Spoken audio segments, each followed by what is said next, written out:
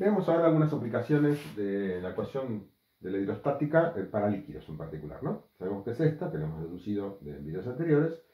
La primera aplicación o, digamos, reflexión que uno hace sobre esto son los famosos, digamos, esquema de los vasos comunicantes. ¿Qué son vasos comunicantes? Estos son vasos, este por ejemplo es un vaso cilíndrico, una especie de matraz, un vaso con cualquier forma, y están todos comunicados con, supongamos que hay un caño que lleva fluido. El fluido es el mismo en todos los vasos, ¿no? Y tienen todos una altura determinada respecto a la presión atmosférica, que está acá arriba, está en la superficie del líquido, en cada uno de los vasos, y actúa entonces la presión atmosférica acá arriba, y acá abajo puedo tomar una línea horizontal como presión de referencia. No sé cuánto vale esta presión, pero no tiene importancia. Sé que si la línea es horizontal, la presión es igual en este punto, en este punto y en este punto. Recuerden que la presión únicamente varía en sentido vertical, ¿verdad? En sentido horizontal no, por lo tanto, insisto, la presión acá, acá y acá es la misma. Y la uso como presión de referencia. La pregunta es, ¿cuál es la altura que va a adquirir la columna esta de agua respecto a ese punto en cada uno de los vasos? Bueno, si miramos esta expresión, resulta ser lo siguiente, como ustedes ven. Esta sería la presión de referencia, esta P0 sería la presión atmosférica, y tengo esta expresión. Pero fíjense que como la presión de referencia es igual en los tres vasos, y la presión atmosférica es igual en los tres vasos, ¿qué va a ocurrir? Que la altura tiene que ser igual en los tres vasos. Pues, si la densidad también es igual. Es importante ver eso. El líquido es el mismo, por supuesto. Entonces, repito, esto es igual para los tres vasos. La atmosférica es igual para los tres vasos y siendo la densidad igual, la gravedad por supuesto igual, resulta ser que la altura va a ser igual. Por lo tanto, esto es lo que se llama la teoría de vasos comunicantes. La altura que va a alcanzar el agua en cualquiera de los vasos, no importa la forma que tenga, es siempre la misma. ¿Ok? Es aplicación muy simple de esa ley de la hidrostática. Ahora vamos a ver otra aplicación donde, digamos, la densidad puede cambiar. Bien, esta aplicación se llama tubos en U. Es un tubo en U de vidrio que tiene un fluido en su interior. Vamos a suponer primero que tengo un solo fluido. Por lo que ya vimos recién en vasos comunicantes, la altura que va a alcanzar en las dos ramas, rama izquierda, rama derecha, va a ser la misma si el fluido es el mismo, por supuesto. ¿Por qué es eso? Pues ya sabemos, acá puedo tomar un punto de referencia cualquiera y yo podría ir subiendo, digamos, ¿no? Desde el punto de referencia hasta este punto. Y, digamos, cada tramo horizontal no tiene cambio de presión, cada tramo vertical tiene, entonces voy subiendo como una escalerita, como ustedes ven, ¿sí? Voy subiendo así hasta que llego acá arriba. Entonces, en los tramos horizontales no hay cambio de presión. ¿Dónde hay cambio de presión? Únicamente en el tramo vertical. El tramo vertical es lo que se llama H sub 0, desde la presión de referencia, cualquiera que sea en el fondo del tubo, hasta la superficie del tubo. Como este camino lo puedo hacer por la rama izquierda y la rama derecha, y el fluido es el mismo, entonces estamos en la misma ecuación. Si la presión aquí y aquí son iguales, que es la presión atmosférica, ¿sí? En la rama abierta, el tubo es un nudo de rama abierta, como ustedes ven, ahí entra aire, está la presión atmosférica.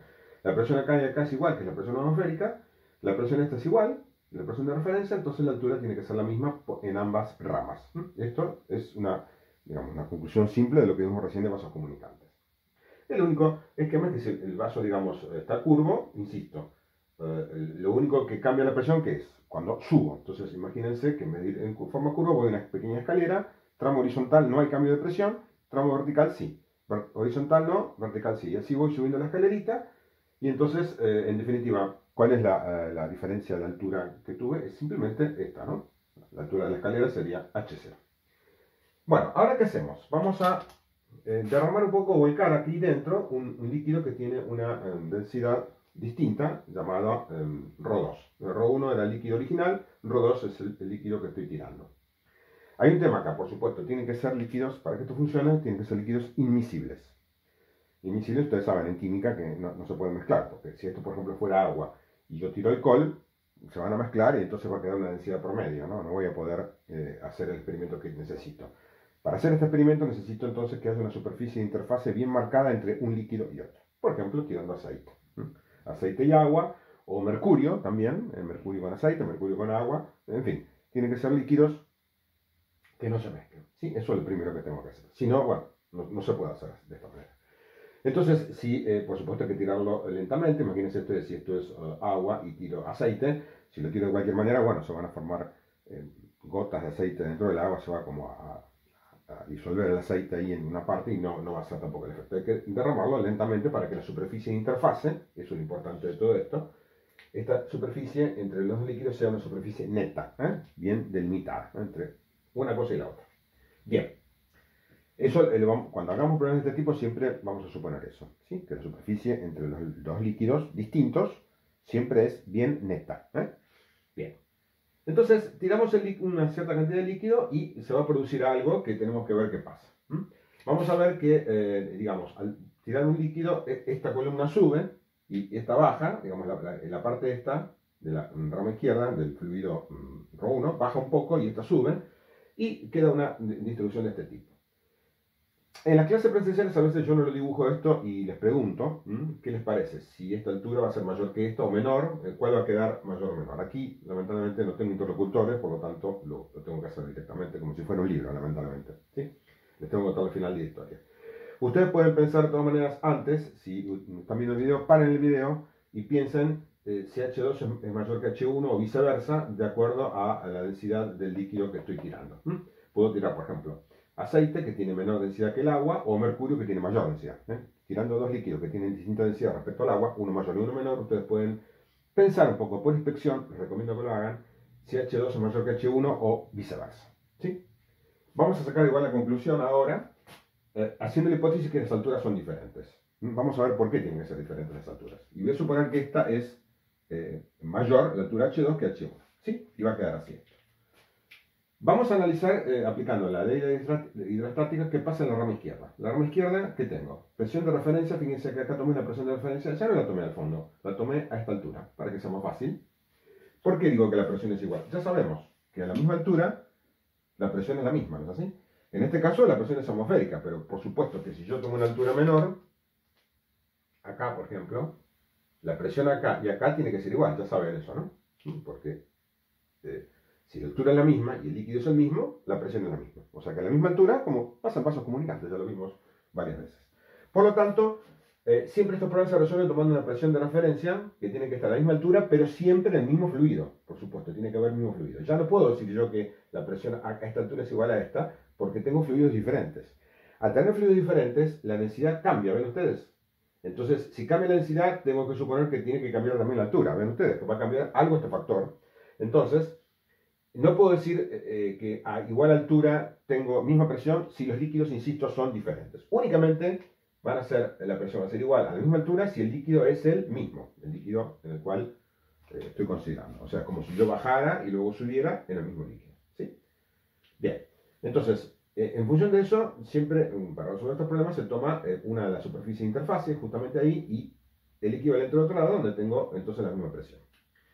Voy a aplicar ahora la ley de la hidrostática en ambas ramas. La rama izquierda, donde tengo este líquido desconocido, vamos a suponer que no sé qué densidad tiene, escribo presión de referencia es igual a qué cosa?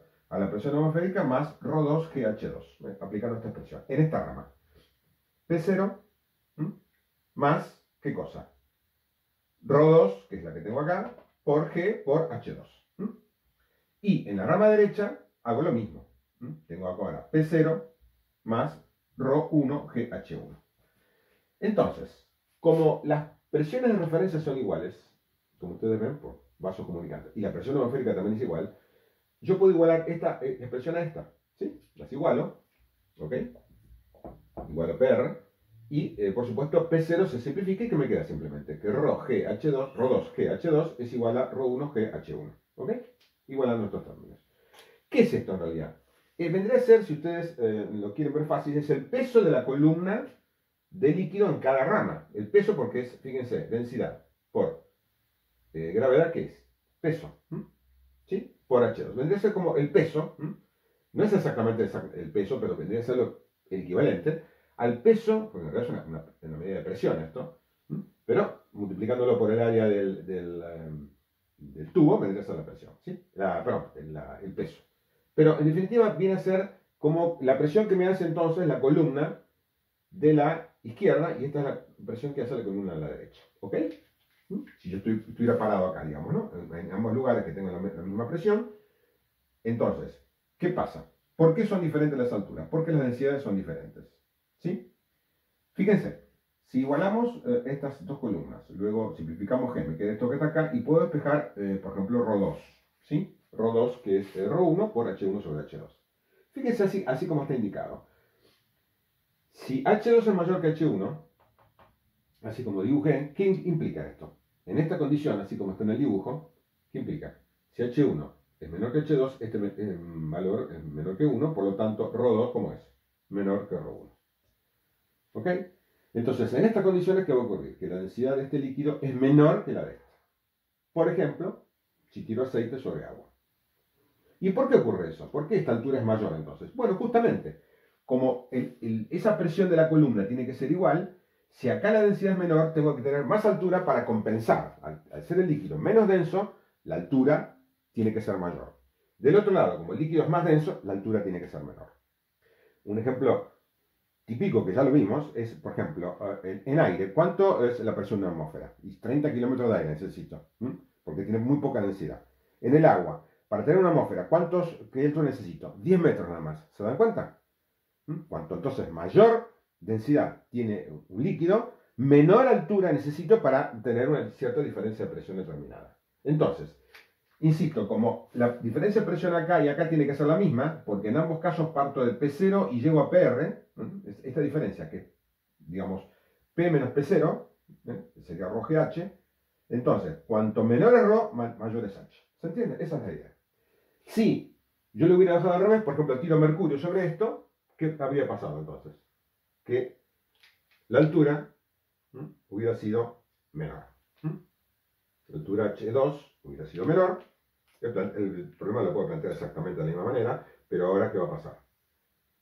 La altura de esta va a ser menor que esta va a ser H2 ahora menor que H1, como ustedes ven. Eso sería, insisto, con un líquido de mayor densidad, como el mercurio, por ejemplo, ahí.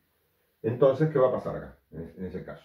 En ese caso, H2 es menor que H1, ven ustedes. Y esto entonces es mayor que 1. Observan. Y en ese caso, entonces, esto ocurre al revés. ρ2 es mayor que ρ1. ¿Ok? Bien, esto sería entonces una forma antigua de medir densidades de líquidos desconocidos haciendo esta pequeña cuenta.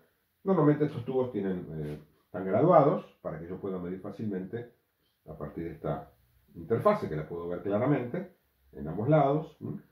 Puedo medir H2 y H1. Ni siquiera se falta medirlo, es como si fuera cualquier pipeta graduada o cualquier vaso graduado. Entonces ni siquiera hace falta tomar medidas. Mirando directamente las indicaciones de este lado y de este lado, saco cuánto vale H2 y H1 y conociendo el líquido base, ρ1, insisto, cualquiera que fuera, lo tengo que conocer, puedo determinar entonces la densidad incógnita ρ2. ¿Ok?